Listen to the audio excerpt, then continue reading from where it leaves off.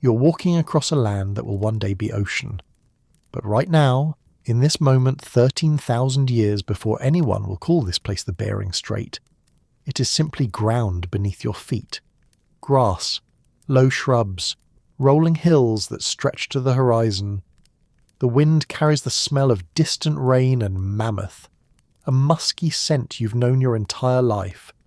You're perhaps 16 winters old, part of a band of 23 people crossing from one world into another. This isn't frozen wasteland. That's what future people will imagine, but they'll be wrong. This is steppe tundra. Cold, yes, but productive. Grass grows thick in summer. Flowers bloom in profusion when the weather warms.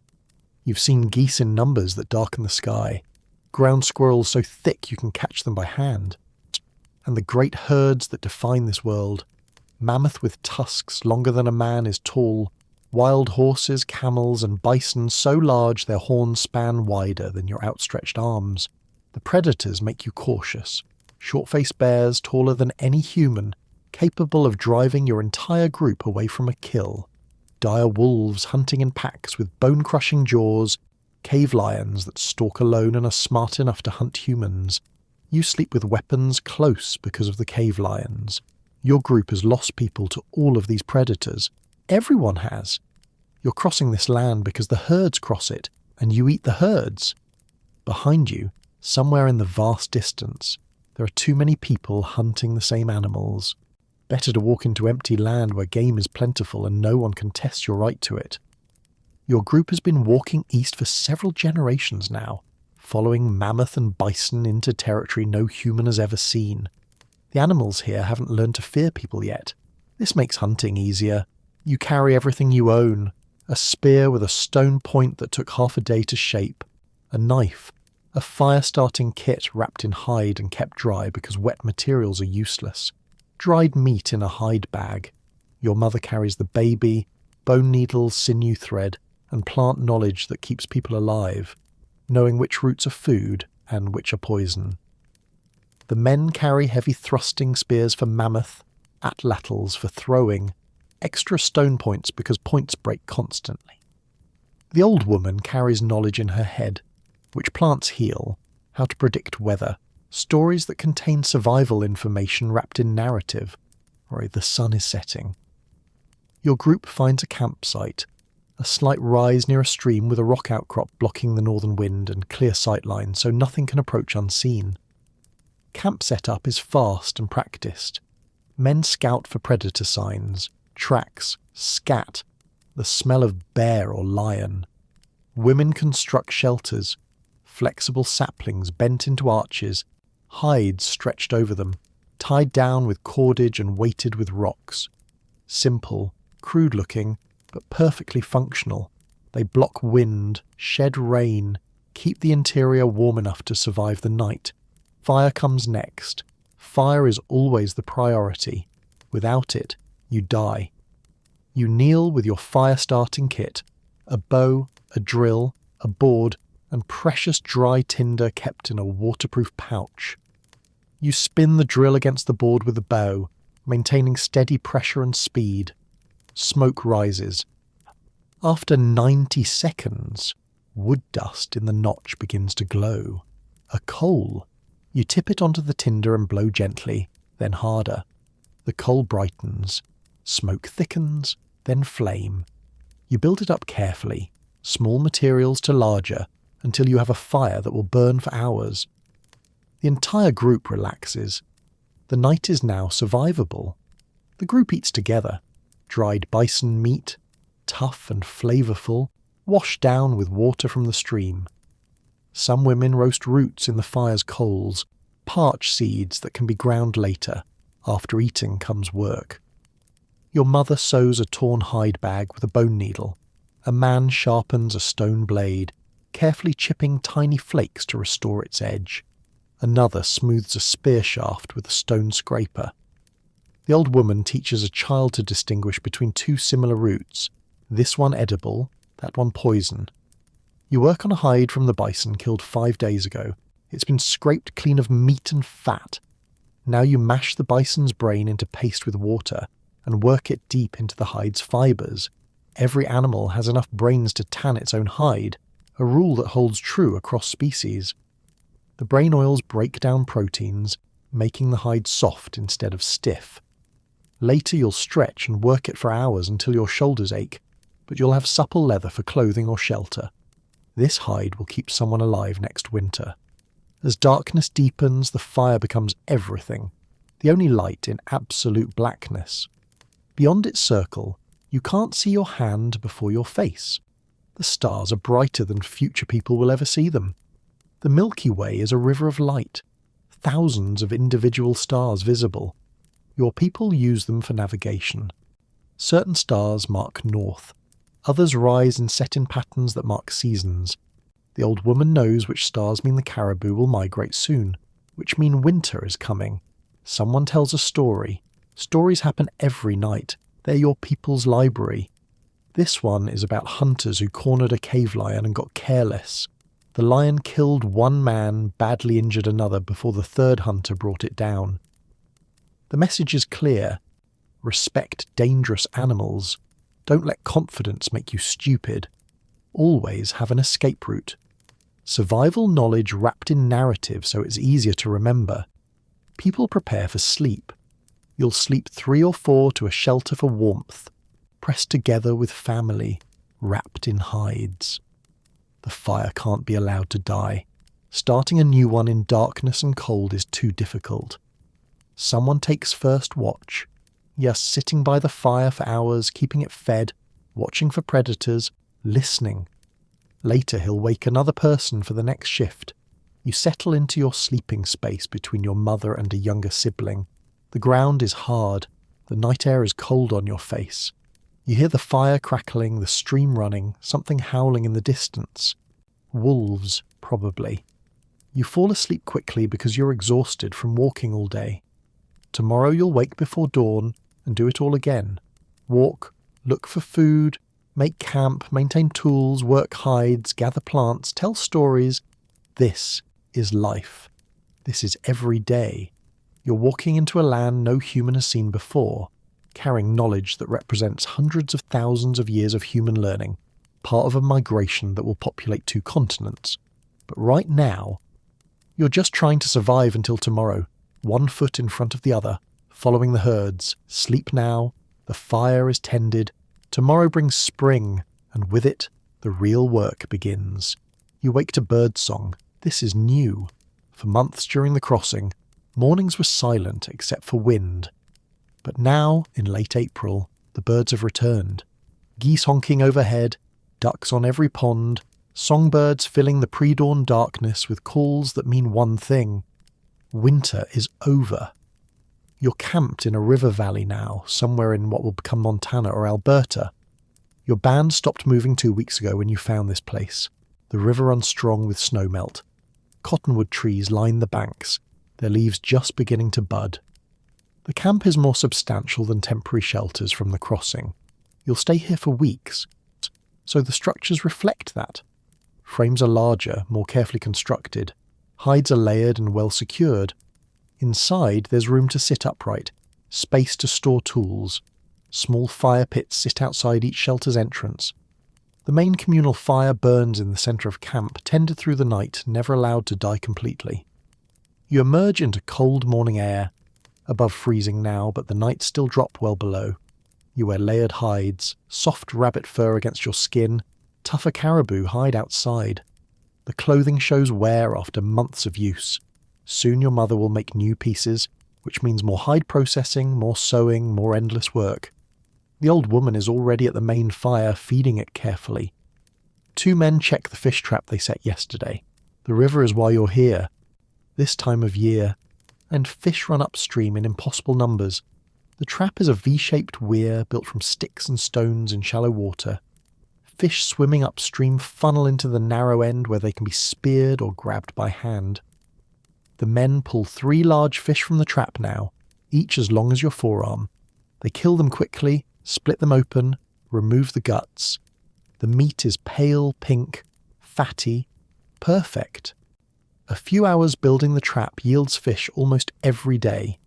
This is easy protein, much easier than hunting.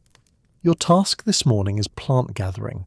The old woman has been watching the landscape, waiting for specific plants to reach the right stage.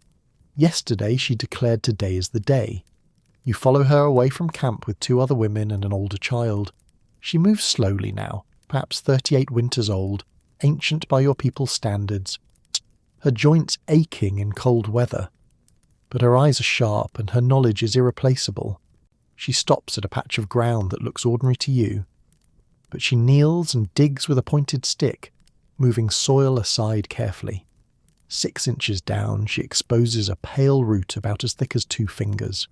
This one, she says, when the first leaves show but before the flower stalk rises. Now is when the root has the most food stored. Later, the plant uses that food for flowers and seeds, and the root becomes woody and bitter. You begin digging nearby, mimicking a technique. Push the stick at an angle, lever to loosen earth. Feel for the root's location. Too aggressive and you break it. Too timid and you waste time. Over 2 hours, the group harvests 10 pounds of roots from this patch. The old woman doesn't take every root. She leaves some to grow and produce seeds. This isn't modern conservation. She's just following the practice her mother taught her. Take some, leave some. Next, she leads you to the riverbank where a plant with broad leaves grows in mud. These leaves, she says, pulling several, only the young ones before they unfurl. They're bitter but good for the blood after a winter of dried meat. People who eat these spring greens feel stronger and their gums stop bleeding. She doesn't know the word vitamin or understand scurvy. She only knows what works. You gather shoots from willow-like bushes, the tender growing tips that can be eaten raw or cooked. You collect inner bark from a specific tree.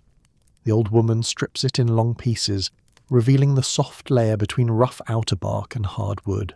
This inner bark can be eaten fresh or dried and ground into flour-like substance that extends food stores. It's not delicious, but it's calories. By midday, you return with hide bags full of plant materials. This gathering provided 15 pounds of food requiring only a few hours of work. This is why gathering provides the majority of your calories. Hunting is dramatic, but gathering is reliable. While you were gathering, the men worked on tools, specifically Clovis points, the distinctive spear points that define your people's technology. You sit and watch one man work because you need to learn this skill. Everyone needs to know how to make a functional point. He starts with a piece of dark grey flint about the size of his palm, roughly oval with one flat side. He sits with legs forming a V, a leather across his thighs to protect them from sharp flakes. He strikes the flint's edge with a hammerstone, a smooth river cobble. A flake pops off, curved and sharp as broken glass. He rotates the flint and strikes again. Another flake. He works around the perimeter, each strike removing a flake, refining the stone's shape. This rough work takes 20 minutes. Now comes detailed work. He switches to an antler tine, harder than wood but softer than stone. He braces the flint against his thigh and presses the antler point against the edge, pushing hard. A thin flake pops off, running across the stone's face. This is pressure flaking, more controlled, capable of creating exact shapes. He works for over an hour. The point emerges, long leaf-shaped blade with a flute, a channel running up from the base. Creating this flute is most difficult. He positions his antler tool exactly, applies sudden firm pressure. A long flake detaches, running up the point's face. Success. He flutes the other side. The finished point is beautiful, symmetrical, thin, wickedly sharp. 4 inches long, perhaps 1.5 inches wide. It took 3 hours from start to finish, and this man has made points for 20 years. A less experienced person might take all day, and many attempts end in broken stone. This point represents something future people will underestimate. They'll call your people primitive. Imagine stone tools are crude, but making a Clovis point requires understanding stone's properties, how it fractures, how different stones behave, how heat treatment changes flaking qualities. It requires fine motor control developed over years. It requires spatial reasoning to visualize the final form. This is not primitive. This is sophisticated technology created by intelligent people solving complex problems. Late afternoon brings a hunting party back. 4 men left before dawn, tracking bison they'd spotted yesterday. They return with meat. Not a full bison, but choice pieces.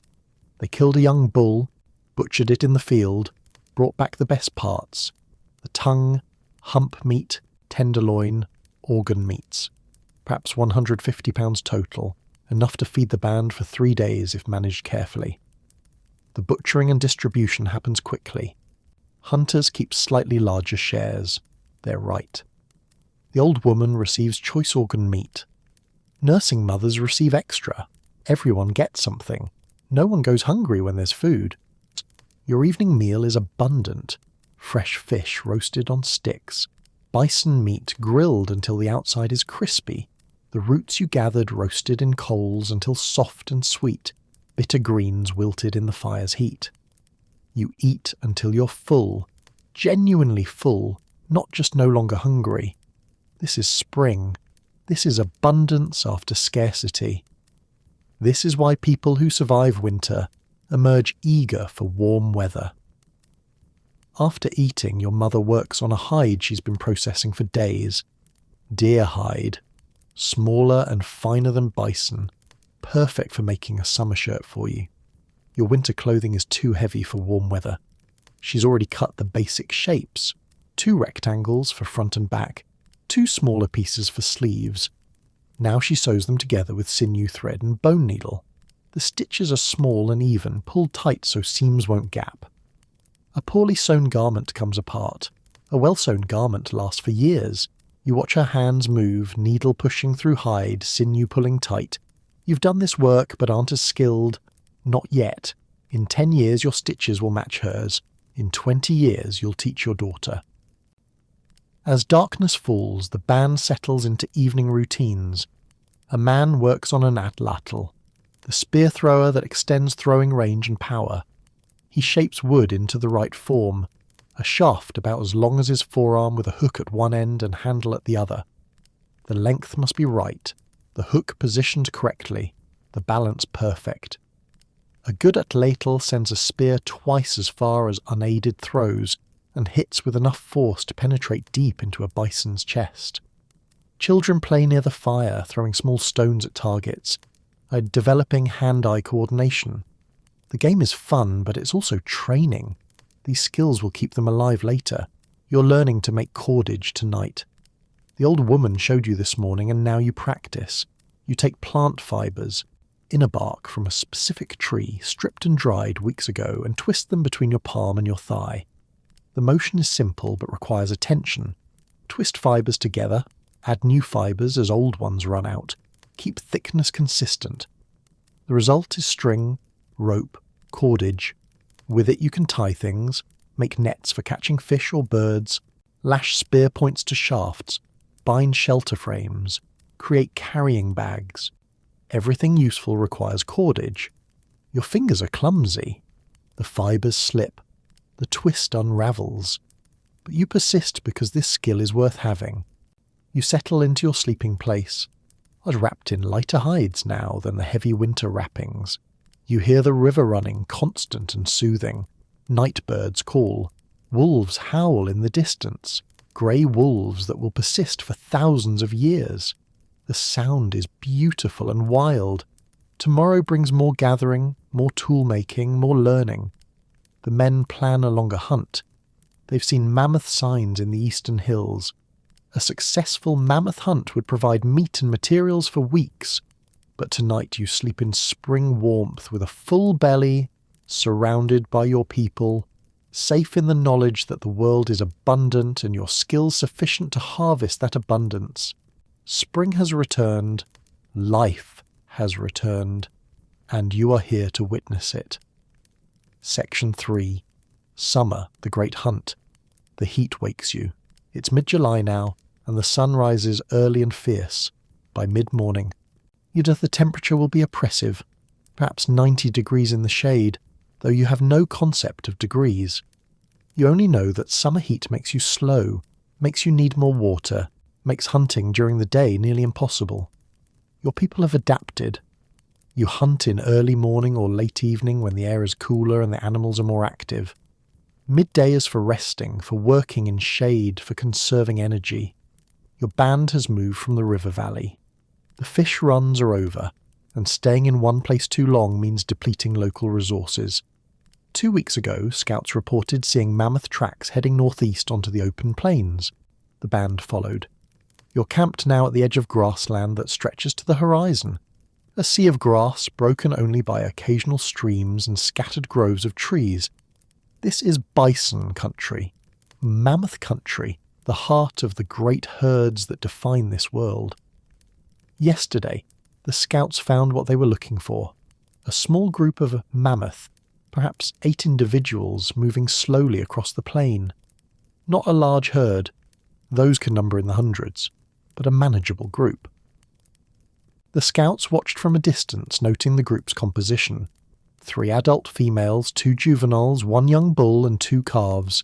No massive old bulls with enormous tusks and bad tempers. This is huntable. This is the opportunity the band has been hoping for. The entire band spent yesterday evening preparing.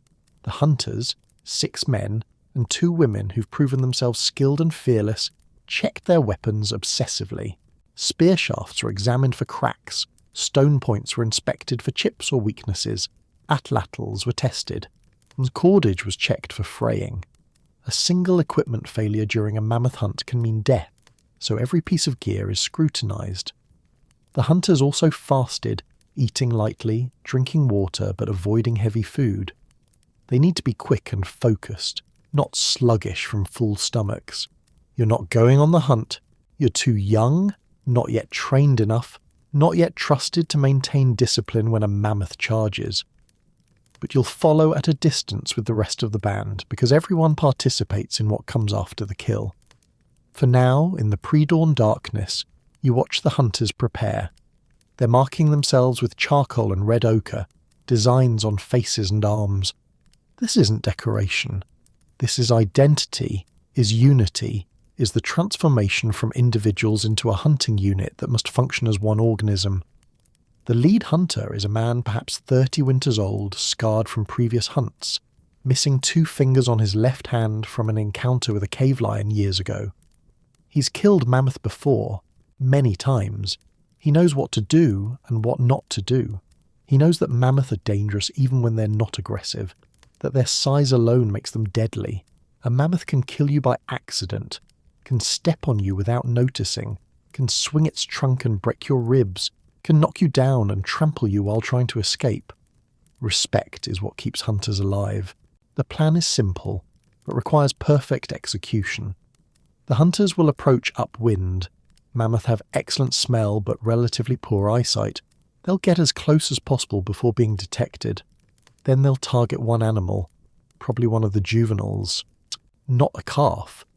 Killing a calf would enrage the mothers without providing much meat. Not an adult.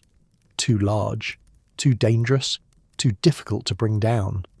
A juvenile is the balance point. Large enough to provide substantial meat, small enough to be killable, young enough to be less experienced at defence.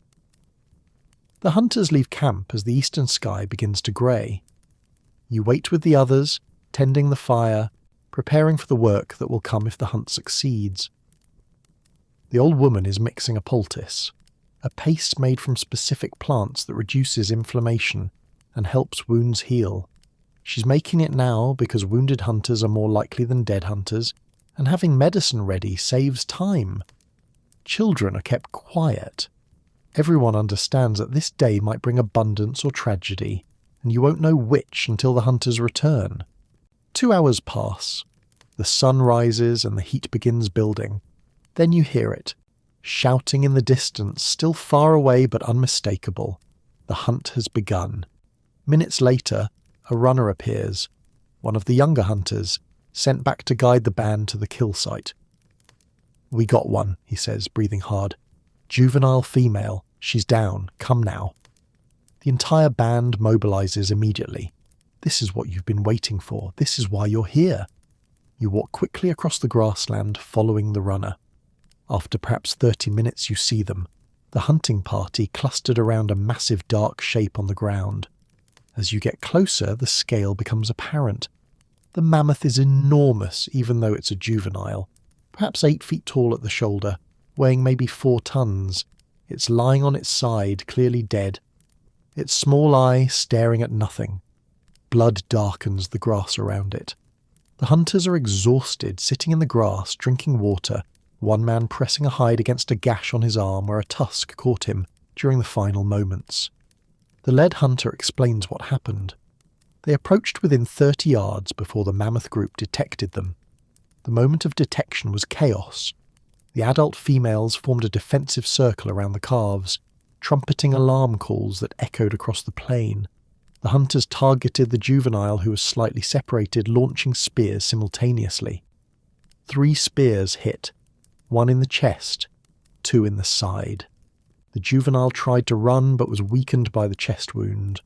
The hunters pursued, throwing more spears, targeting the chest and abdomen where major blood vessels could be severed. The juvenile ran for perhaps 200 yards before its legs gave out. It fell, tried to rise, fell again. The hunters closed in carefully. A downed mammoth can still kill with its trunk or by rolling. They drove spears into its chest again and again until it stopped breathing. Total time from first spear to death, maybe 15 minutes. The other mammoth fled, their trumpeting calls fading into the distance. The hunt was successful. 1 hunter injured, but not seriously. 1 mammoth down. Now comes the real work.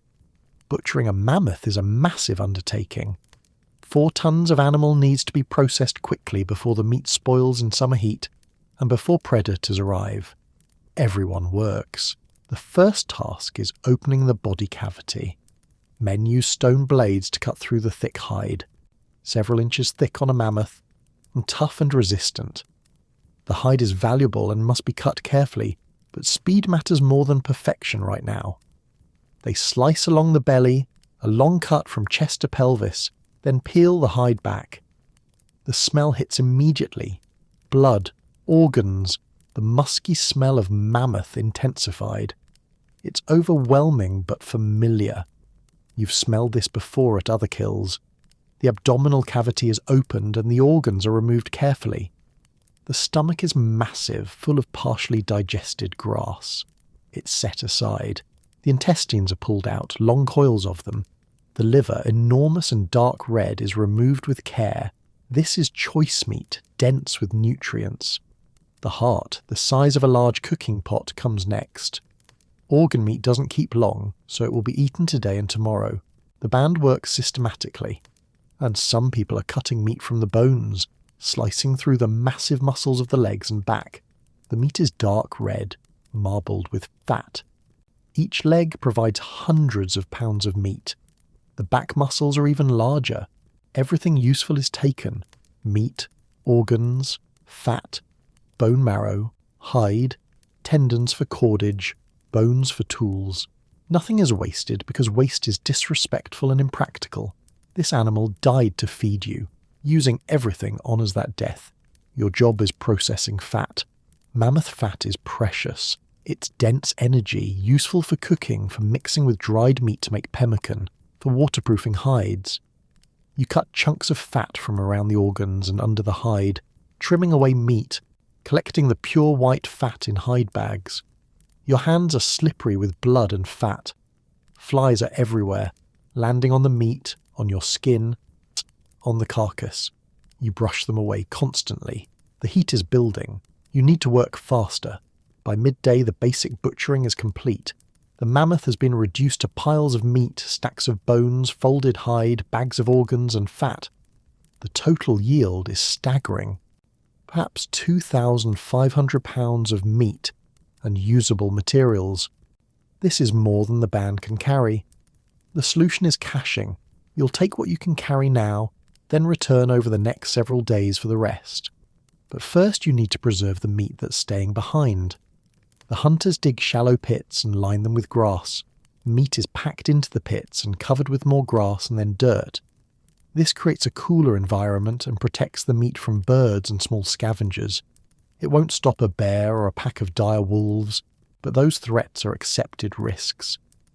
The cached meat might last 3 or 4 days in summer heat before it spoils. The band will work fast to retrieve it all. Meanwhile, you're cutting meat into thin strips for drying. These strips are draped over wooden frames built quickly from branches. The sun and wind will dry them into jerky that keeps for months. By late afternoon, the band begins the journey back to camp carrying the first load. Choice meat cuts, organ meats, bags of fat, the hide, long bones full of marrow. Everyone carries something. Even children carry small bags of fat or organs. The walk back takes longer than the walk out because you're heavily loaded. You reach camp as the sun is setting. Fires are built immediately, large fires because tonight is a feast night. Fresh mammoth meat will be roasted, organ meats will be cooked, fat will be rendered. The band will eat until they can't eat anymore. The meat roasting over the fires smells incredible. The outside chars slightly while the inside stays tender and juicy. You eat piece after piece, rich, fatty, satisfying in a way that nothing else matches. The liver is cooked and divided. The heart is sliced and grilled. People are laughing, talking, their faces shining with grease in the firelight. This is abundance. This is success. This is what makes the hard times worth enduring. A successful mammoth hunt means the band eats well for weeks. It means strength for the next challenge. It means children grow and thrive. It means survival. As full darkness falls and people finally stop eating, someone begins a story about an ancient hunt when a hunter's spear deflected off a mammoth's rib and struck another hunter in the leg. The wounded hunter survived but walked with a limp forever after, and the story became a teaching. Always know where your companions are when you throw. Stories after successful hunts are celebrations but also lessons. They reinforce what works and warn against what doesn't. You listen, your belly full, your hands still sticky with fat surrounded by your people. Tomorrow you'll return to the kill site for more meat, but tonight you rest in the satisfaction of a successful hunt, in the security of abundant food, in the knowledge that your band's hunters are skilled enough to bring down the largest animal on Earth. Section 4. Late summer/early fall preparation. The grass is turning gold. It's late August now, moving into September, and the landscape is changing. The intense green of summer is fading to yellow and brown. Yeah, the heat is less oppressive. Days are still warm, but the nights are cooling noticeably. You wake some mornings to find dew heavy on the grass, something that didn't happen during the height of summer. The light is different too, slanting at lower angles, creating longer shadows. These changes tell you what you already know. Winter is coming. Not today, not next week, but soon enough that preparation must begin now. Your band has moved again, following the bison herds that are themselves moving toward their winter ranges.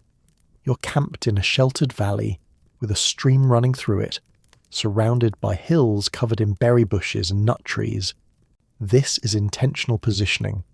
The next 6 weeks will determine whether your band survives the coming winter comfortably or struggles through it hungry. Everything you gather and preserve now is insurance against starvation later. The urgency is palpable. Everyone works longer days, pushing themselves because the first frost could come any time, and when it does, the gathering season ends abruptly. This morning's task is berries. The hills around camp are thick with them, several different varieties that all ripen in late summer. You leave camp with a group of women and older children, each person carrying large hide bags and bark containers.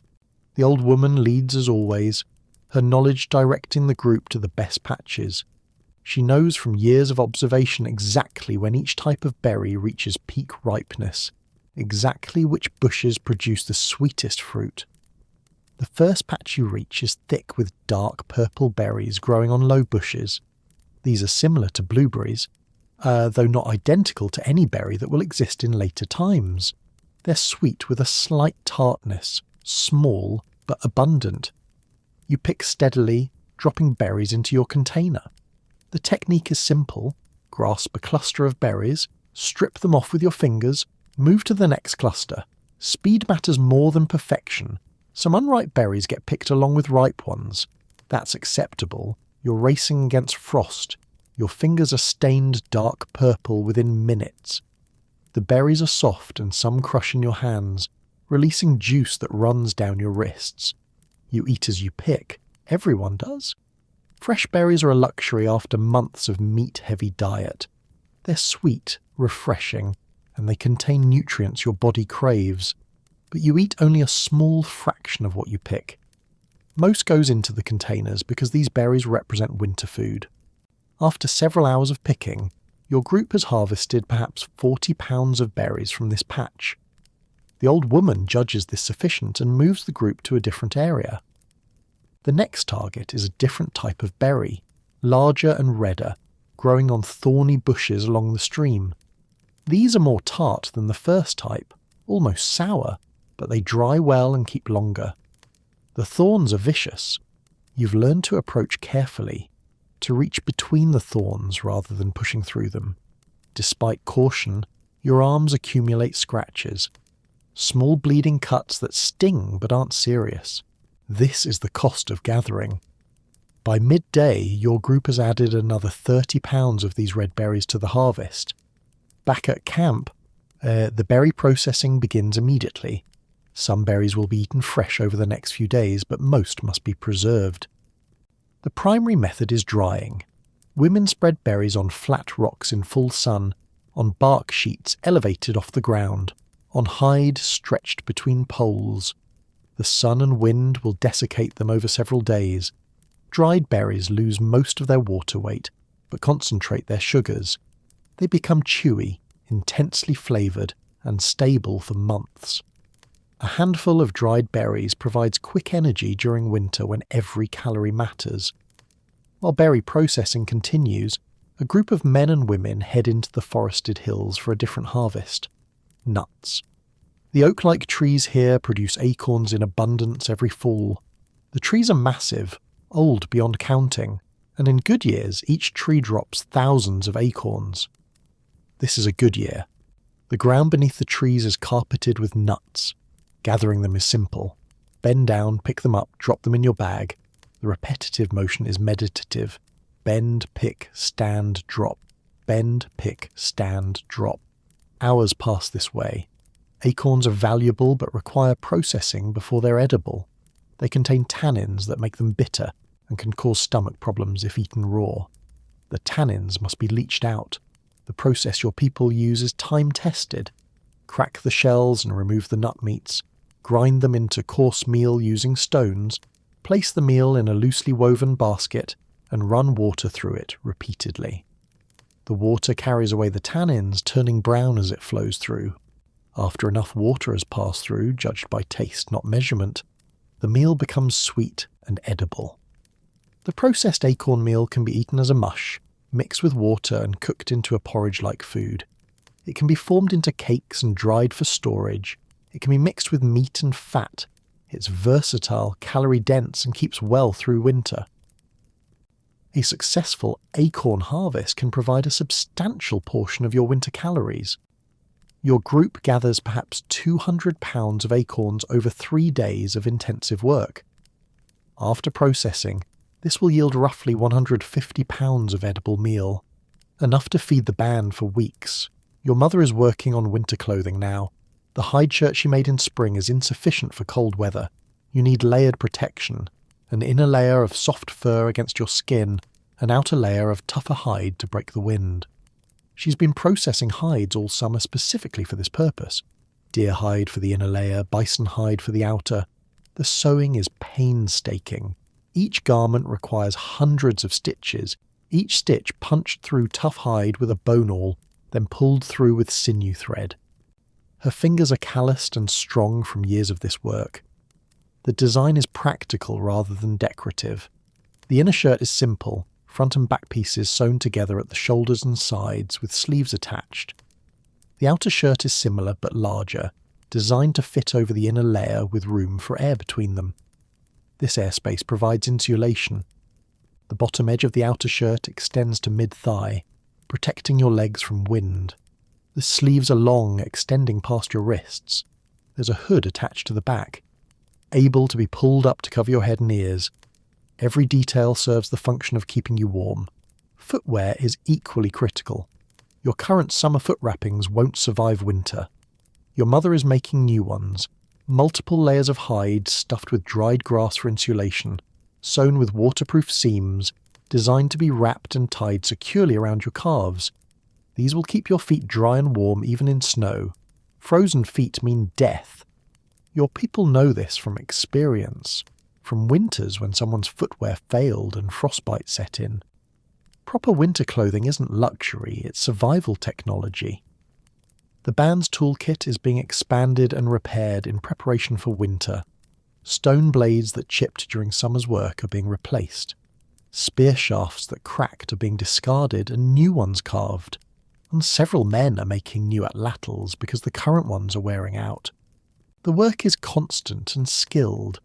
A man sits by the fire evening after evening, shaping wood with stone scrapers, testing the balance, adjusting the proportions.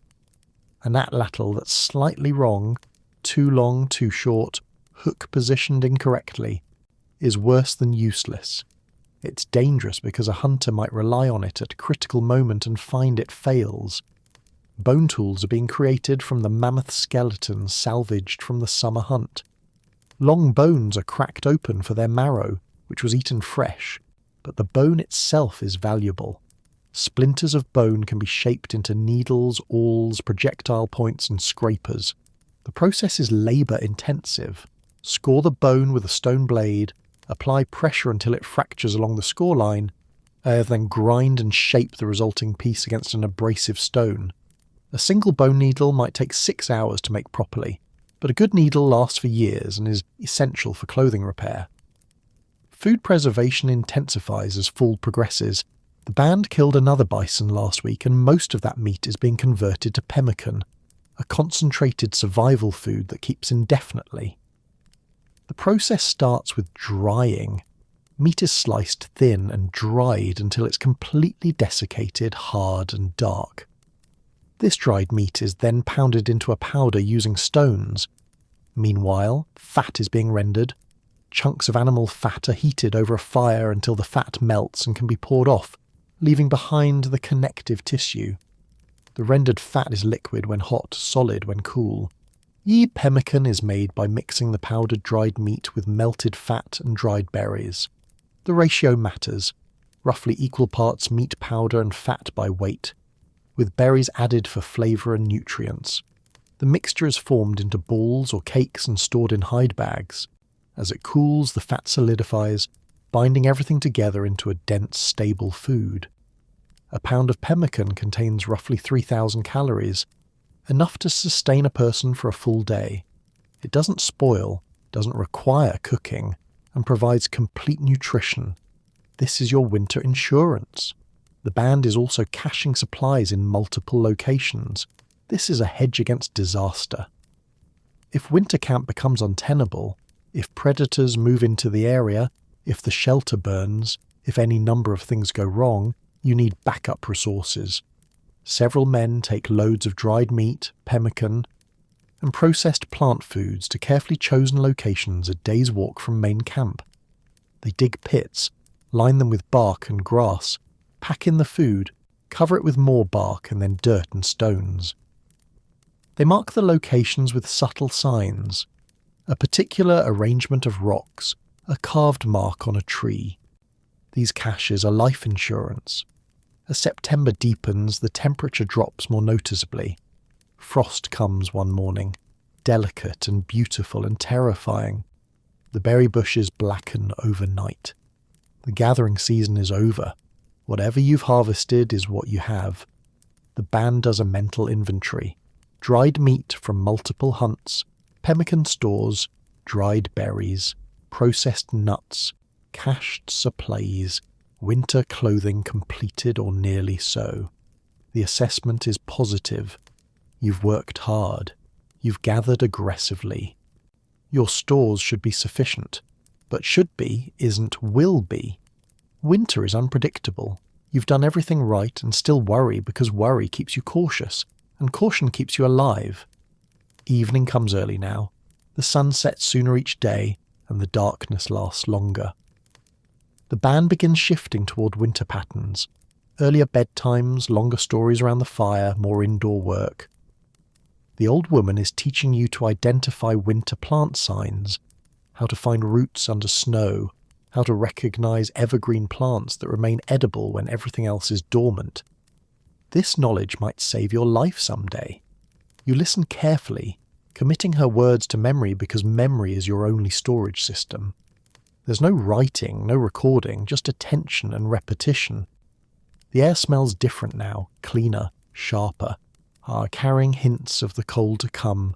You pull your new hide shirt tighter. Winter is coming, but you're ready. Your people have survived every winter that came before. You'll survive this one too. October brings the colour change. The few deciduous trees scattered across the plains turn brilliant yellow and red before dropping their leaves. The grass is completely gold now, dry and rustling in the constant wind. The animal herds are moving south and west toward their winter ranges, and your band is moving with them. You're following bison primarily. The mammoth herds have dispersed, the individuals wandering in different directions as they do each fall. Bison stay in groups, predictable and huntable. And your survival this winter depends on making several more successful kills before the snow gets too deep. The hunting is good, better than good. The bison are fat from summer grazing, carrying thick layers of fat that your people need desperately. Fat is winter fuel. It provides more than twice the calories of meat pound for pound, keeps you warm from the inside, makes stored meat last longer when rendered and mixed into pemmican. Every bison killed now is processed with obsessive attention to fat collection. The thick layer under the hide is carefully scraped off and saved. The fat surrounding the organs is collected. Even the marrow from the long bones is extracted. The bones are cracked open, and the rich fatty marrow scooped out. Your band kills 3 bison in 2 weeks. This is aggressive hunting, more than you'd normally take. But there's an urgency now that wasn't present earlier. The old woman has been watching the signs and her predictions are troubling. The birds migrated early this year. Certain insects disappeared sooner than usual. The beavers in a nearby stream have built their lodge higher than normal. These signs collectively suggest a hard winter coming. Colder than average, longer than average, more snow. She might be wrong. The signs might be misread. But your people don't gamble with survival. Better to over-prepare and waste effort than under-prepare and starve. But something else is happening. Something subtle that you notice without fully understanding. The mammoth you see are fewer in number than the stories from your grandparents' generation describe. The old woman talks about her childhood when mammoth herds numbered in the hundreds. I asked so many that the ground shook when they passed. Now you see groups of 8 or 10, occasionally 20, but never the massive herds of old. The giant ground sloths that your grandmother remembers seeing have vanished entirely. You've never seen one, only heard descriptions. The horses and camels seem less numerous too. The elders debate this around the fire. Some think the animals have simply moved to different areas, following grass and water to places your band hasn't travelled. Others suggest that the world is changing in ways beyond understanding, that the spirits are reshaping the land. No one has the vocabulary to say extinction, or climate change, or overhunting. But the observations are accurate, even if the explanations are incomplete. The megafauna are dying. Not today, not tomorrow, but across generations. The world your children inherit will have fewer of these great animals than the world you were born into. You're too young to fully grasp this. Your experience is limited to your own lifetime. The mammoth population seems normal to you because it's what you've always known. But decades from now, when you're old and telling stories to your grandchildren, you'll talk about the time when mammoth were plentiful. And they'll listen politely, perhaps not fully believing, because their world will have changed even more. This is happening across the continents, a transformation so gradual that no single human lifetime can fully perceive it, but real nonetheless. The last great gathering happens in mid-October. Your band encounters 2 other bands at a traditional meeting place, a sheltered valley with good water and abundant firewood. These meetings happen several times a year when bands cross paths during migrations. They serve multiple purposes: trade, information exchange, social bonding, and most importantly, marriage arrangements. Young people from different bands meet, form relationships, and sometimes choose to switch bands. This genetic exchange prevents inbreeding and maintains social networks across vast territories. The three bands together number perhaps 60 people. For a few days, the valley becomes a busy settlement. Multiple fires burn each evening. Children from different bands play together, learning that the world is larger than their immediate family. Adults trade goods. Your band offers dried bison meat and a beautifully made atlatl for stone tools made from obsidian that the other band acquired in trade with people further west. Obsidian is volcanic glass, sharper than any other stone, but it only exists in specific locations. Trade networks move it across hundreds of miles. Information is exchanged as eagerly as goods. The other bands report that game has been plentiful this year, but that they've seen fewer mammoth than in previous years. They've encountered a short-faced bear that killed 2 people from another band, a reminder that predators remain deadly threats. They've found good winter camping sites to the south that they're willing to share information about because there's room enough for multiple bands and cooperation serves everyone better than competition. They warn about a group of people further east who are aggressive and territorial, best avoided. Stories are told each evening, entertainment but also cultural preservation. An old man from another band tells about the crossing of the Great Ice, a journey his grandparents made describing landscapes of endless white and cold that tested the limits of human endurance. A woman tells about a successful mammoth hunt where everything went right, where the coordination was perfect and no one was injured. A story that serves as a teaching tool for proper hunting technique. A young person tells a funny story about mistaking a bear for a boulder and nearly walking into it. The laughter that follows bonds everyone together. You spend time with young people your age from the other bands. There's a girl, maybe a year older than you, from the second band. You talk, sharing observations about plants and animals, comparing techniques for hide processing. The conversation is easy, comfortable. She's skilled and knowledgeable. And you find yourself interested in her perspective. Your mother notices. The girl's mother notices. No commitments are made, but possibilities are opened. In a year or two, if your bands meet again, those possibilities might develop into something more permanent. After 3 days, the bands separate. Supplies are redistributed. One band was short on stone points and received extras from the others. A young man decides to join your band because he's formed an attachment to one of the women. An older couple from your band joins the second band because their children are in that group, and they want to be near their grandchildren. These movements strengthen connections and ensure that knowledge and genes flow between groups. The bands depart in different directions, each heading toward their chosen winter camping areas. Your band travels southwest for several more days before reaching your winter site. This is a place the band has used before, several winters ago. It's a canyon with high rock walls that block the worst winds, with a year-round spring providing reliable water, with caves shallow enough to be habitable but deep enough to provide serious shelter. The south-facing cliff gets maximum sunlight during winter, creating a microclimate slightly warmer than the surrounding land. This site was chosen carefully, and returning to it makes sense. The band immediately begins winter camp construction. The shelters will be more substantial than summer structures.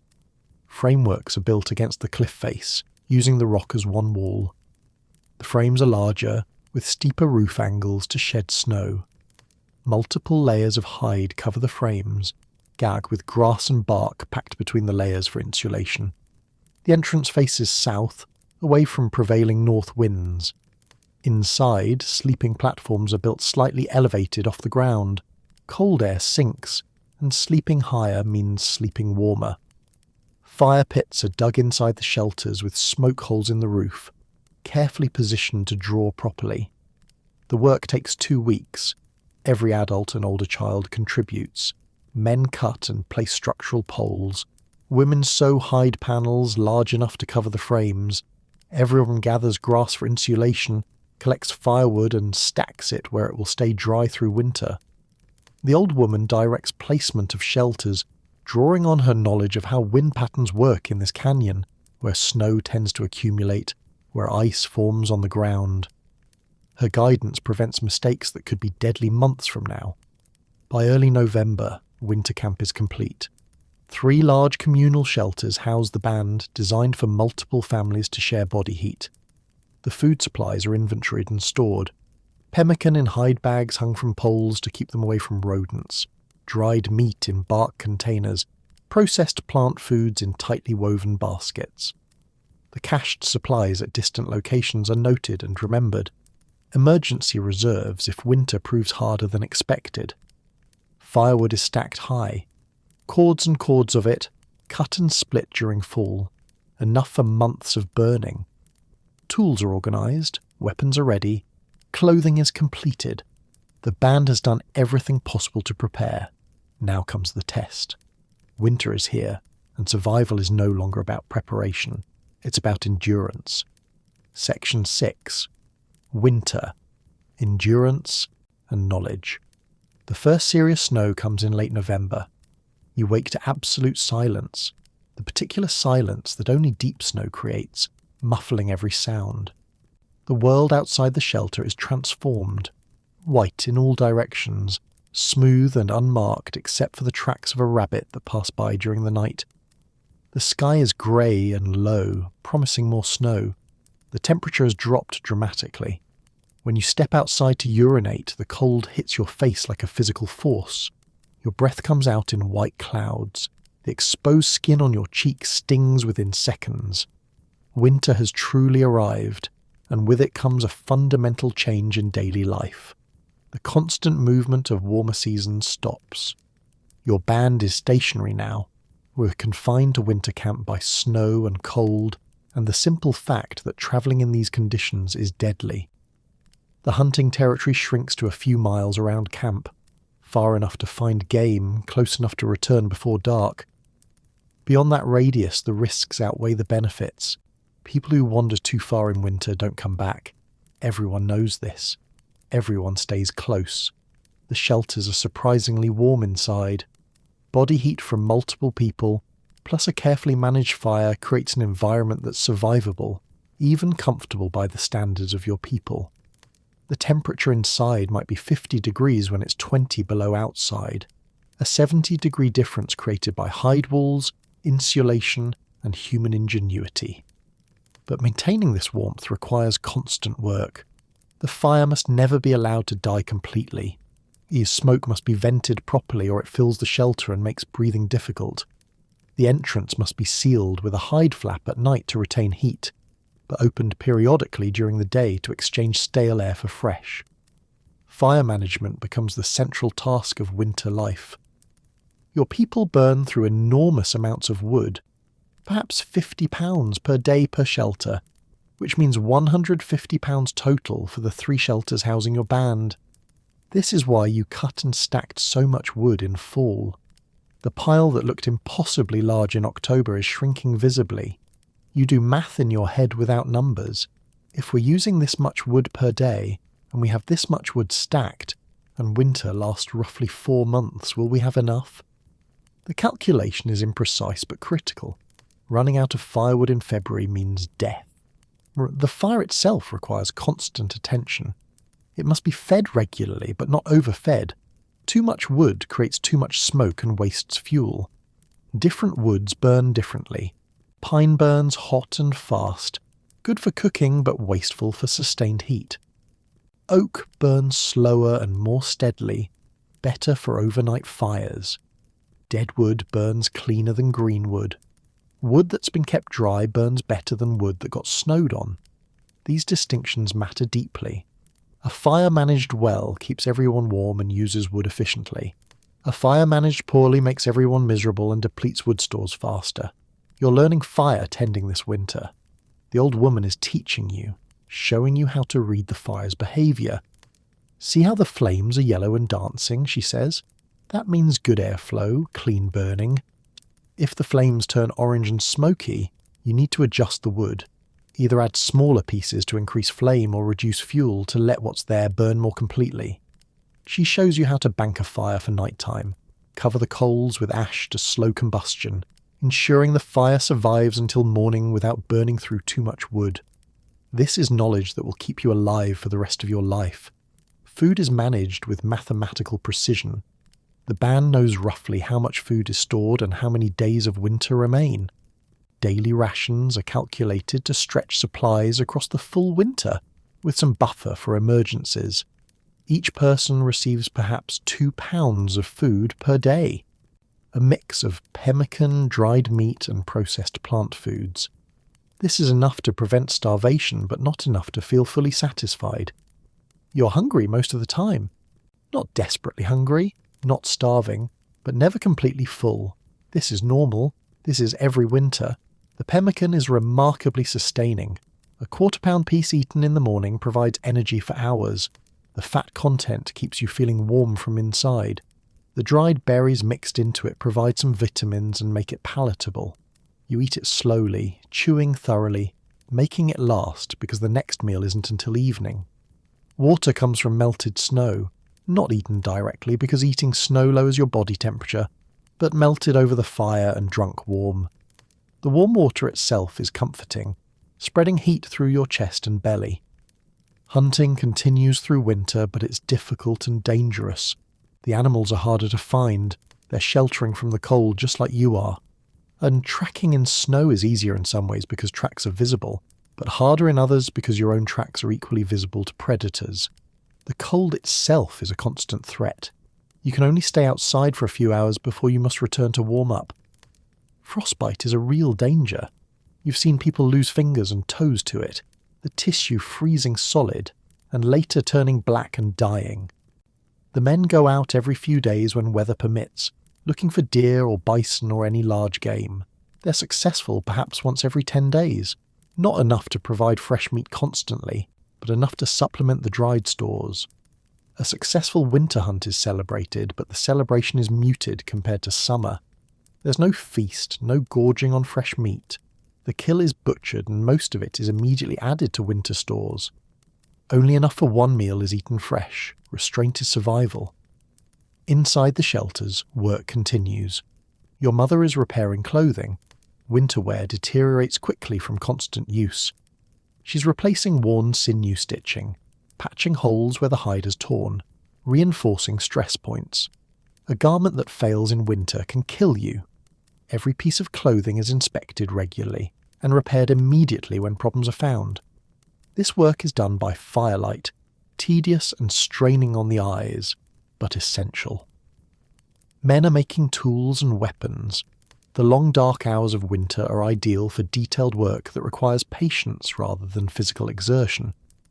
A man sits by the fire for hours, carefully flaking a new spear point, testing the balance, making minute adjustments. Another is carving a new atlatl handle, as though shaping it to fit his hand perfectly. The work is meditative, focused, an escape from the monotony of winter confinement, and it's practical. Come spring, the band will have a refreshed toolkit ready for the intense activity of warmer seasons. The old woman uses winter for teaching.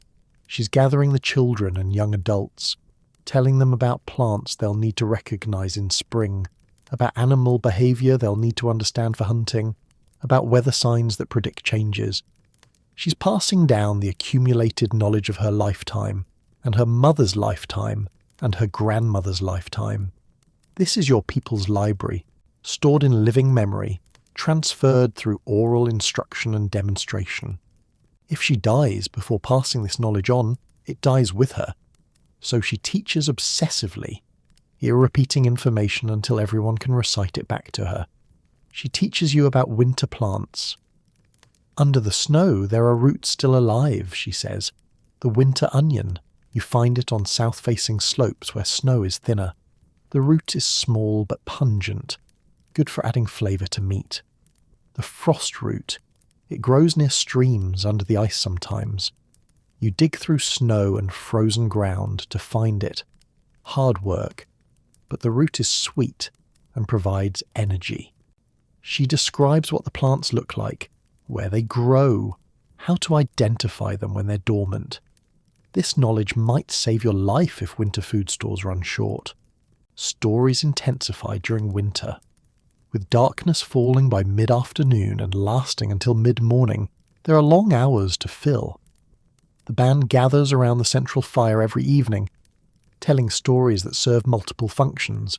Some are pure entertainment, funny tales of foolish hunters or clever animals. Some are histories, stories of the crossing, of legendary hunts, of ancestors who accomplished great things. Some are practical, teaching stories wrapped in narrative form, and some are spiritual, stories explaining why the world is the way it is, why animals behave certain ways, why humans must respect certain rules. One story told this winter is about a hunter who killed a pregnant female bison out of season when the band had agreed to only take males and non-pregnant females. The hunter was selfish, wanted glory for himself. He killed the bison, and the unborn calf died too. After that, the hunter's luck turned bad. Every shot he took missed. Every track he followed went cold. Finally, a bison he was stalking turned on him and gored him, and he died slowly from the wound. The story's message is clear. Follow the rules, respect the animals, don't let selfishness override group welfare. These aren't just moral lessons, they're survival instructions encoded in memorable narrative. By mid-January, the food stores are noticeably diminished. The pemmican bags that were full in November are half empty now. The dried meat is going faster than anticipated because hunting has been poor. The game has moved away or is so deeply sheltered that finding them is nearly impossible. The band isn't starving, not yet, but worry is present. Rations are reduced slightly. Everyone tightens their belts literally and figuratively. Hunger becomes a constant companion, a dull ache in your belly that never quite goes away. And disease is a constant threat in winter. Living in close quarters means that illnesses spread rapidly. Someone develops a cough that spreads to half the band within days.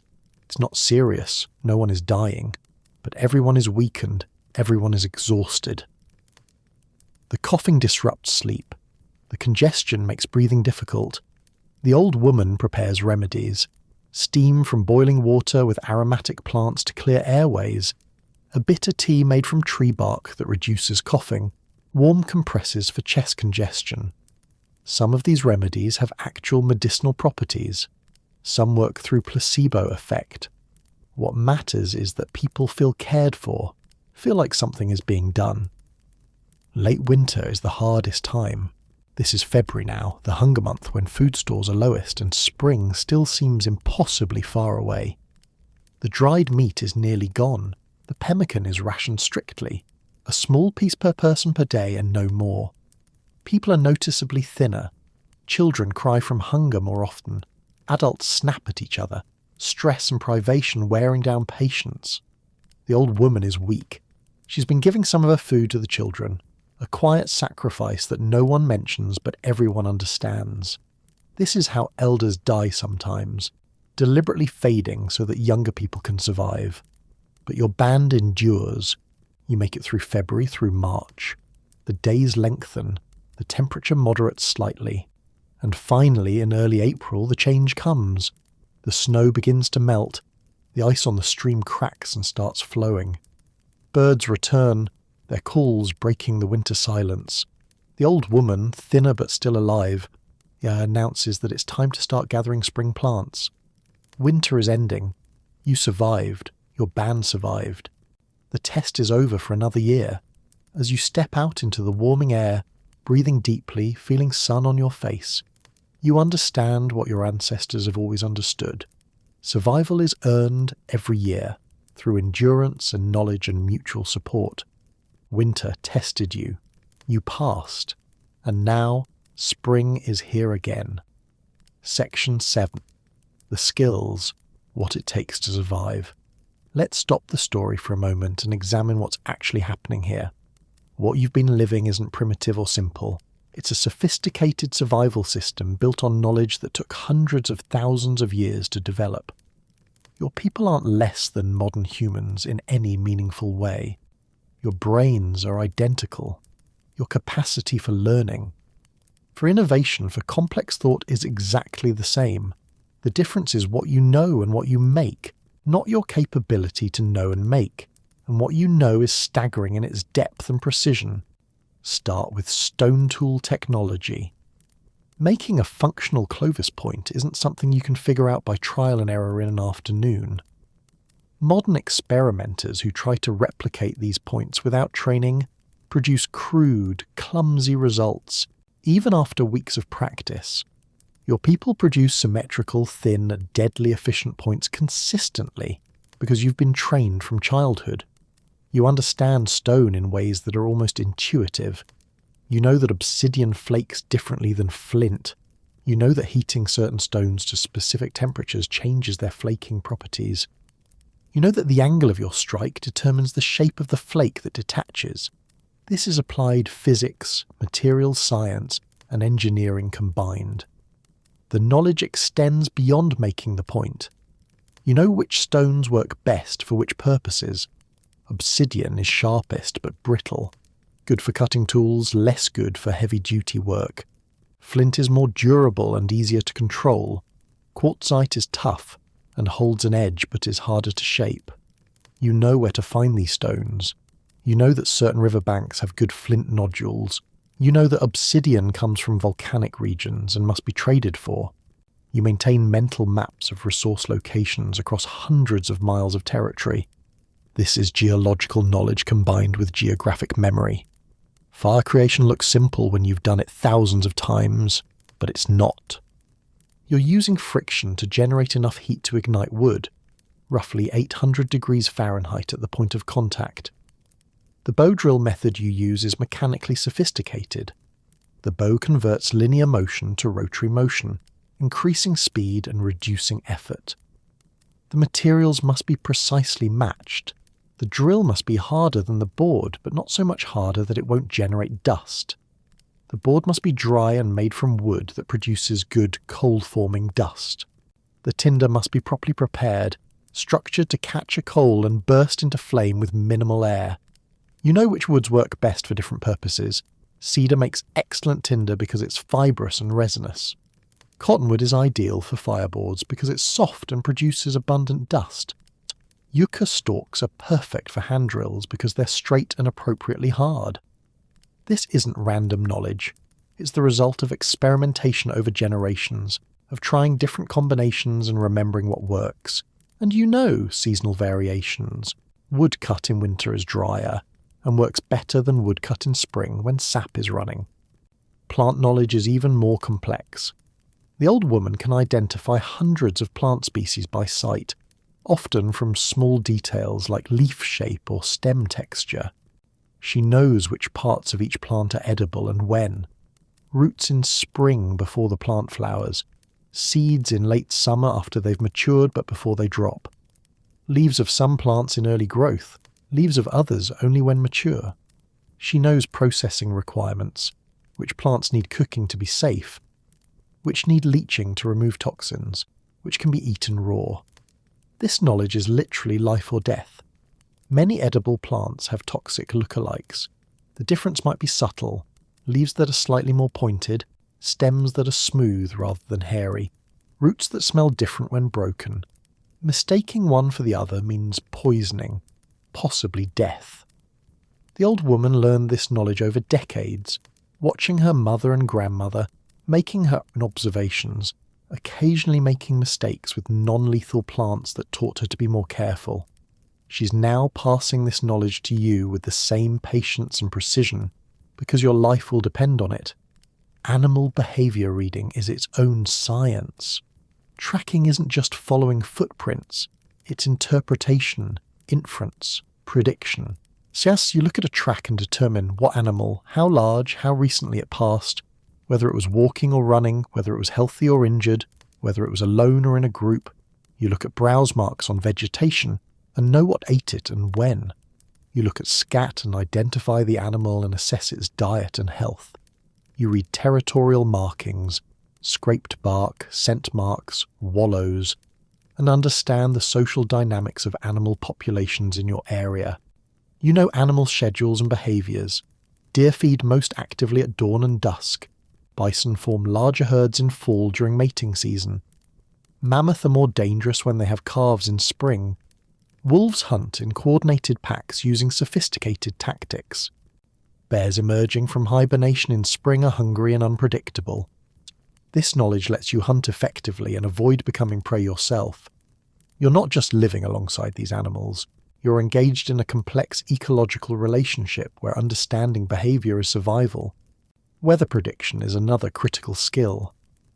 The old woman reads clouds and predicts rain or snow hours before it arrives. She watches bird behaviour. Birds flying low means approaching storms. She observes animal behaviour. Squirrels frantically gathering food means an early winter. She feels changes in air pressure through her joints. Old injuries ache before weather changes. She knows seasonal patterns. Winter storms come from the north, summer storms from the west. This knowledge lets your band prepare, seek shelter, avoid being caught in deadly conditions. Navigation without maps or compasses requires different skills. Yeah, you navigate by sun and stars, by landmarks, by the shape of the land itself. You know that certain star patterns remain fixed while others rotate around them. You know that the sun rises in the east and sets in the west, and its angle changes with seasons. You know that streams generally flow downhill toward larger rivers. You maintain mental maps of vast territories, remembering the locations of water sources, good hunting areas, dangerous zones, trade meeting points. This spatial memory is developed from childhood through constant observation and travel. Hide processing demonstrates chemical knowledge without chemistry vocabulary. You know that brains contain oils that break down proteins in hide, making it soft. You know that smoke contains chemicals that preserve leather and make it water resistant. And you know that certain plant materials contain tannins that also tan leather. You know the correct sequence: scraping, brain application, working the hide, smoking. Skip a step or do them in wrong order and the hide fails. It becomes stiff, or it rots, or it tears easily. The process takes days of hard physical labour, but the result is a material superior to cloth for your needs. Cordage making seems simple, but requires understanding fibre properties. Different plants produce fibres with different characteristics. Some are strong but inflexible, some are flexible but weak, some are water resistant, some rot quickly when wet. You know which fibres to use for which purposes. You know the twisting technique that creates rope stronger than the individual fibres. The twist puts tension on the fibres that prevents slipping. You know how to maintain consistent thickness so the rope doesn't have weak points. A well-made rope can hold hundreds of pounds of tension. A poorly made rope breaks at critical moments. Food preservation represents understanding of spoilage and prevention without microbiology. You know that meat dries faster and keeps better if sliced thin. You know that fat prevents spoilage when mixed with dried meat, because bacteria need moisture. You know that salt preserves meat, but your people rarely have access to salt. You know that smoking deposits chemicals that inhibit bacterial growth. You know that cold slows spoilage, which is why winter is butchering season. You know that some foods like pemmican can last indefinitely, while others like fresh organ meat must be eaten immediately. Medical knowledge is practical and effective within its limits.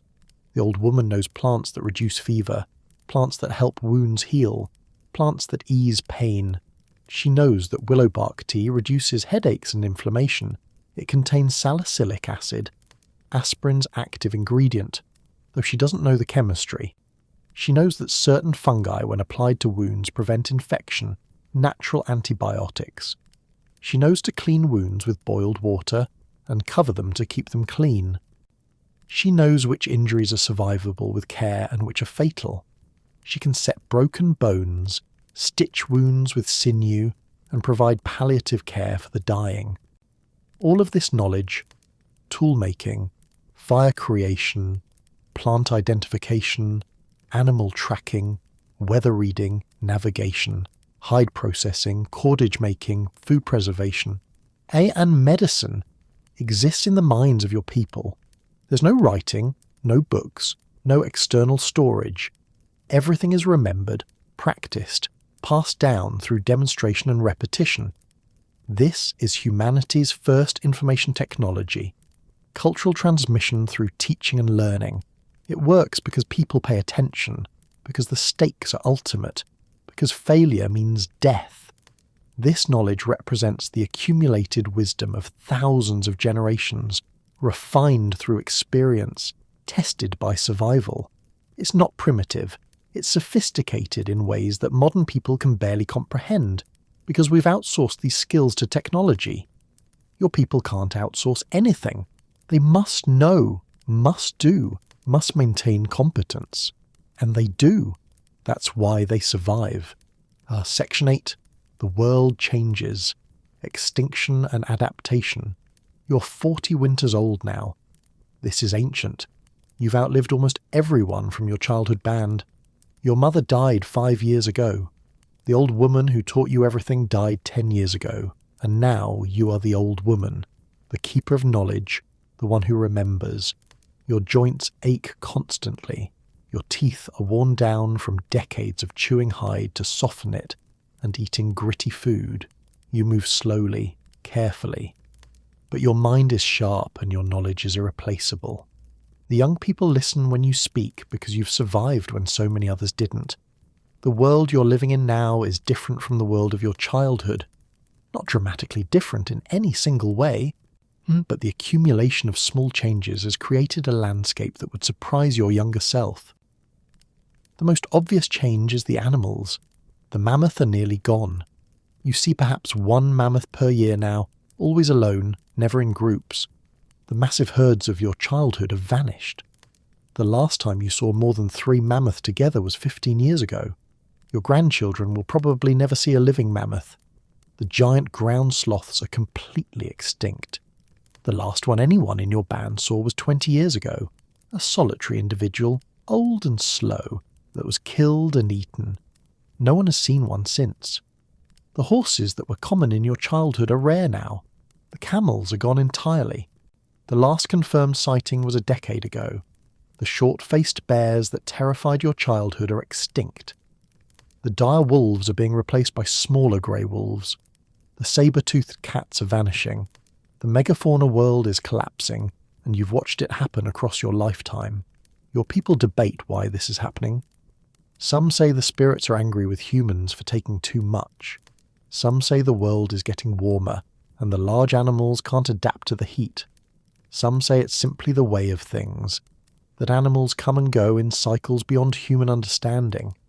No one has the framework to understand the complex reality. Climate change at the end of the Ice Age combined with hunting pressure from an expanding human population, and the simple fact that large animals reproduce slowly and can't replace losses quickly. But you can see the practical effects. Hunting has changed fundamentally. Mammoth hunts, which were major events of your childhood, no longer happen. There are no mammoth to hunt. Your people focus now on bison, deer, and smaller game.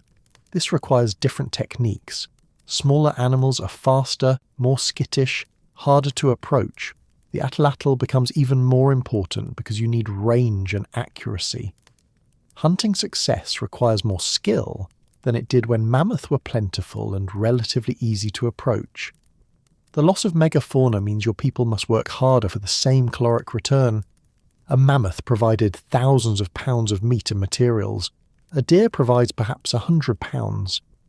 You need to kill many more animals to get the same resources. This intensifies hunting pressure on the remaining species.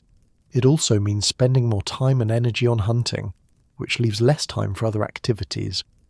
The efficiency of your lifestyle has decreased, and you can feel it in the constant work, the reduced margins, the thinner reserves. But your people are adapting. They always adapt. That's what humans do. Gathering is becoming more important relative to hunting. Plant foods that were supplementary in your childhood are now primary food sources. You and the other women spend more time identifying, harvesting, and processing plants. The knowledge you've accumulated becomes more valuable. Knowing 50 edible plants was useful when mammoth hunting provided abundant meat. Knowing 200 edible plants is essential when meat is scarcer and less reliable. Tool technology is evolving too. The large Clovis points designed for mammoth hunting are being replaced by smaller, more varied projectile points suited for different prey. Some are designed for bison, some for deer, some for birds and small mammals. Specialized tools are emerging. Fish hooks made from bone, nets woven from cordage for catching birds and fish, traps for small game. Your people are diversifying their toolkit to match a more diverse subsistence strategy. This isn't decline, it's adaptation. The band's territories are changing. In your childhood, your people ranged across vast areas following mammoth herds that migrated hundreds of miles seasonally. Now, with hunting focused on smaller, more localized animals, and with gathering more important, your people stay within smaller territories. You know your current range intimately. Every water source, every productive plant patch, every reliable hunting area. The trade-off is reduced mobility for increased local knowledge. Both strategies work. They just work in different circumstances. Social patterns are shifting too. In your childhood, bands were smaller and more mobile. Now you're seeing bands aggregate into larger groups that stay more stationary. A larger group can more efficiently exploit a defined territory, with specialized knowledge distributed among more people. Someone becomes the expert on fishing, someone else on bird hunting, someone else on processing specific plants. This specialization increases efficiency, but also increases interdependence. Everyone depends on everyone else more than in the old mobile system. You're also seeing the earliest hints of something that will become more pronounced in future generations: territorial claims. When resources were abundant and bands were mobile, there was little conflict over territory. There was always somewhere else to go. But now, with resources tighter and bands less mobile, you're seeing groups claim specific areas and defend them against others. Conflicts occur when bands overlap. Sometimes these are resolved peacefully through negotiation. Sometimes they escalate to violence. The world is becoming more crowded, more competitive. The climate itself is changing. The winters are less severe than in your childhood. The summers are warmer. The glaciers that existed far to the north when you were young have retreated further. This warming creates opportunities, longer growing seasons, more abundant plant growth, but also challenges. Some animals that thrived in colder conditions are disappearing. Water sources are less reliable. Forest is expanding into areas that were grassland, and changing the entire ecosystem and the animals that depend on it. You wonder sometimes what world your grandchildren will inherit. Will there be any mammoth left for them to see? Will they believe your stories about herds so large they shook the ground? Will they understand that the world was once different, that the animals were more abundant, that survival followed different patterns? You teach them everything you know, but you suspect that they'll need to develop new knowledge for the world they'll face. The old ways still work, but they're being supplemented by new ways, new strategies, new adaptations. This is the reality of human existence in this time, constant adaptation to changing circumstances.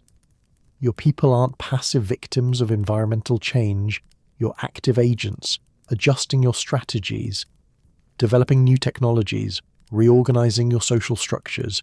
You're doing what humans have always done, solving problems creatively, sharing solutions, surviving through intelligence and flexibility.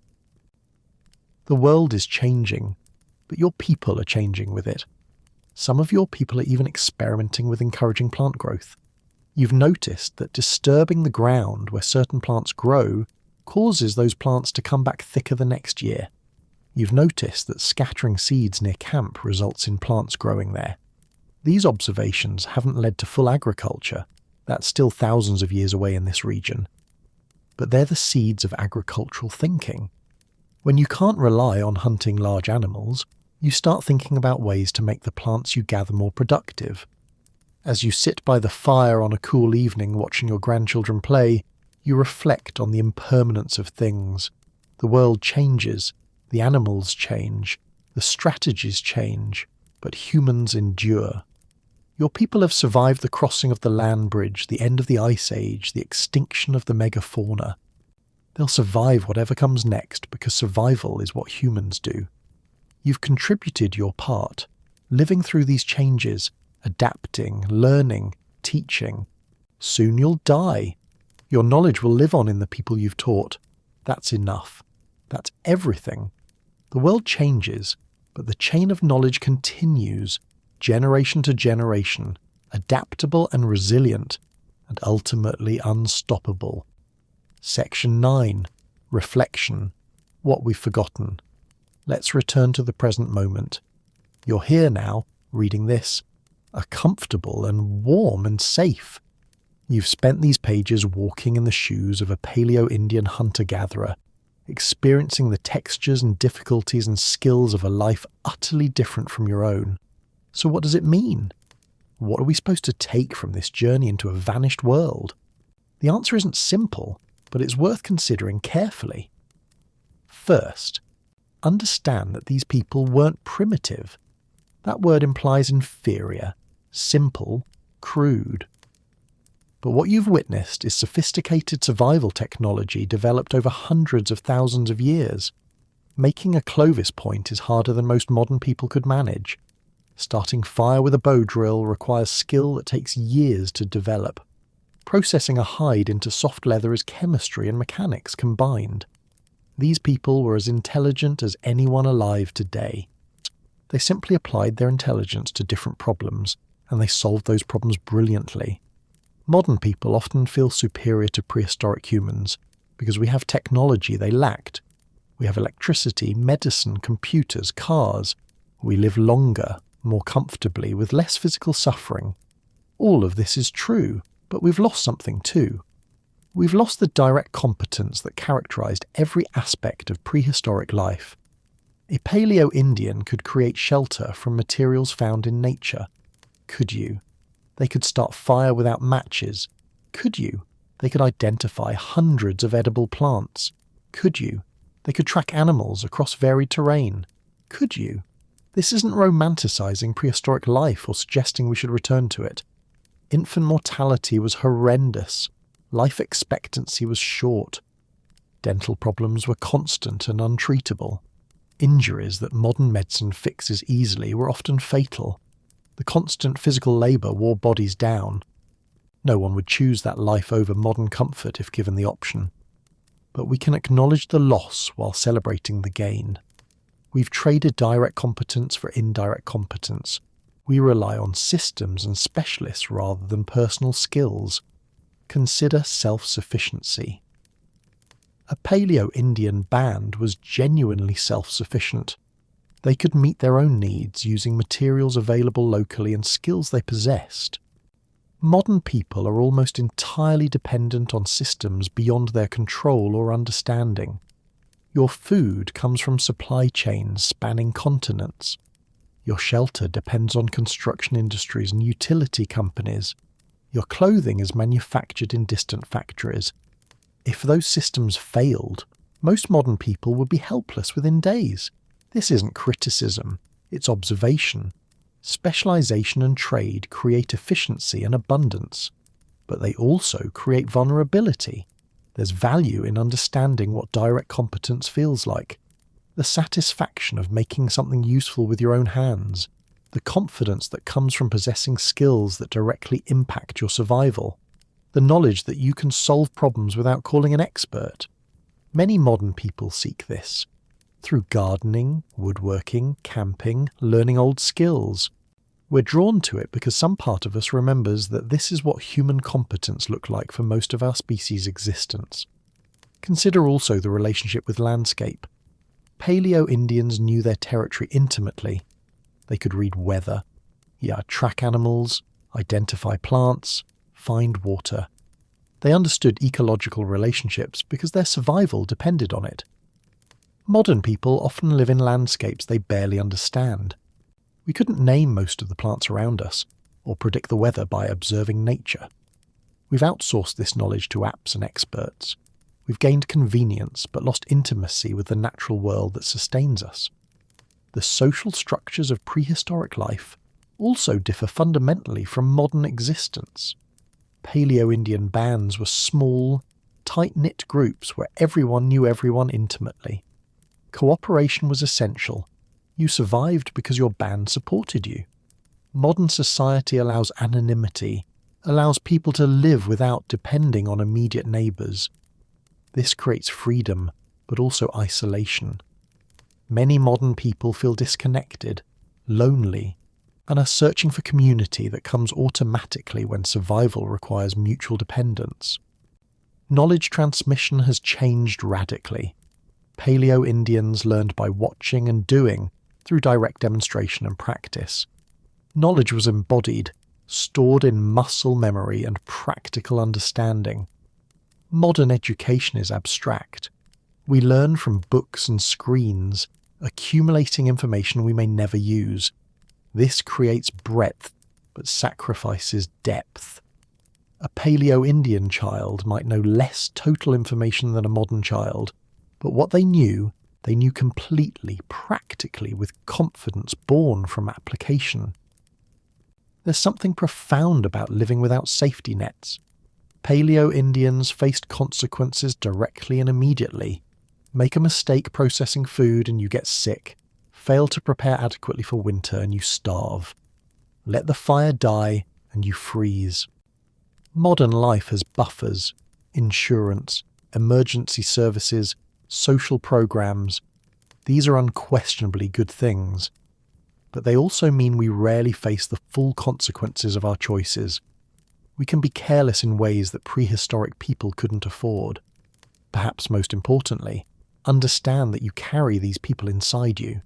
Genetically, neurologically, you're nearly identical to Paleo-Indians. The brain that let them make Clovis points and track Mammoth and survive Ice Age winters is the brain you have. The capacity for learning, for pattern recognition, for problem solving, it's the same. What differs is what you've learned and what you've practiced. Under different circumstances, you could develop their skills. Under different circumstances, they could learn to use smartphones and drive cars. The human capacity for adaptation is what this story is really about. Paleo-Indians faced a world that changed dramatically. Climate warming, megafauna extinction, resource availability shifting. They adapted. They developed new tools, new strategies, new social organizations. They survived not by resisting change, but by embracing it intelligently. This is the essential human trait. Not strength, not speed, but adaptability. We are the animal that figures out solutions, that changes behavior to match circumstances, that survives by thinking. As you fall asleep tonight in your comfortable bed, in your climate-controlled room, with your belly full of food obtained without effort, remember the people you've walked with through these pages. Remember the woman who never let the fire die through 20 years of tending it. Remember the man who could make a perfect stone point through hours of focused work. Remember the old woman who carried knowledge in her head and passed it on through patient teaching. Remember the children who learned by watching and doing. Remember the band that survived through cooperation and shared competence. They were your ancestors, not genealogically necessarily, but culturally, humanly. What they learned, what they built, what they survived created the foundation for everything that came after. They deserve to be remembered not as primitives but as pioneers, not as simple but as sophisticated, not as inferior but as differently capable. Sleep well and remember.